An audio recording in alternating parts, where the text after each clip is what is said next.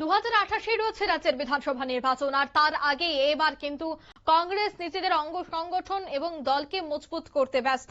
ধর্মনগরের জেলা কংগ্রেস ভবনে দেখা গেছে জেলা কমিটির উদ্যোগে একটি সাংগঠনিক বর্ধিত সভার আয়োজন করা হয়।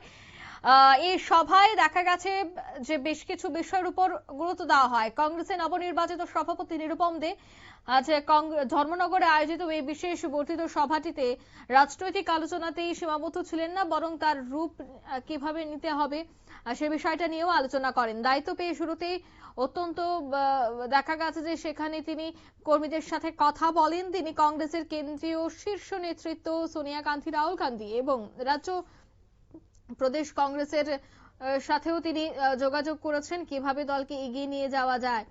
তবে ধর্মনগর জেলা সভাপতির গুরু দায়িত্ব কাঁধে সঁপে দেওয়ার জন্য তিনি নেতৃত্বের প্রতি গভীর কৃতজ্ঞতাও প্রকাশ করেন। পাশাপাশি ধর্মনগর স্থানীয় সমস্ত স্তরের নেতৃত্ব এবং কর্মীদের ধন্যবাদও জানান। তবে আজকের এই বর্ধিত সভা থেকে কি বলছেন তারা শোনাবো। নমস্কার, আমি নিরুপম দে, ধর্মনগর জেলা কংগ্রেসের নবনিযুক্ত সভাপতি। আমাকে সভাপতি করার জন্য আমি কংগ্রেসের কেন্দ্রীয় নেতৃত্ব শ্রী মল্লিকার্জুন খড়গেজি, শ্রী রাহুল গান্ধীজি, শ্রী কেসি বেণুগোপালজি, শ্রী প্রিয়াঙ্কা গান্ধী এবং শ্রীমতী সোনিয়া গান্ধীকে আমি ধন্যবাদ জ্ঞাপন করছি।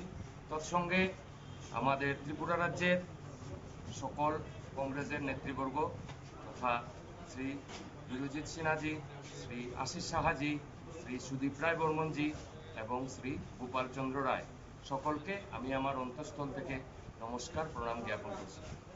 আমাদের ধর্মনগর তথা 9টা ডিস্ট্রিক্টে সাংগঠনিক 9টা ডিস্ট্রিক্টে সংগঠন সৃজনের মাধ্যমে জেলা সভাপতি নিয়োগ করা হয়েছে।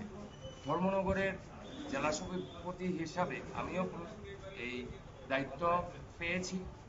এই দায়িত্ব পাওয়ার পর আজকেই আমার প্রথম বর্ধিত সভা।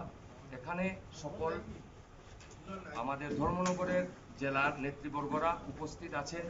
সকলকে সঙ্গে বিভিন্ন ব্যাপারে আলোচনা হয়েছে। কংগ্রেসের সংগঠনকে আরও কিভাবে এই ধর্মনগর জেলায় আরও শ্রীবৃদ্ধি করা যায়, আরও কিভাবে সাধারণ মানুষের কাছে কংগ্রেসকে পৌঁছা যায়, কংগ্রেস যেন এই ধর্মনগরে। আপনারা শুনলেন কংগ্রেসকে কিভাবে এগিয়ে নিয়ে যাওয়া যায় এবং ধর্মনগর জেলা কংগ্রেস কিভাবে আগামী দিনে কাজ করবে, সবটা বিষয় নিয়ে কিন্তু এই দিনের সাংগঠনিক সভা থেকে তিনি আলোচনা করেন।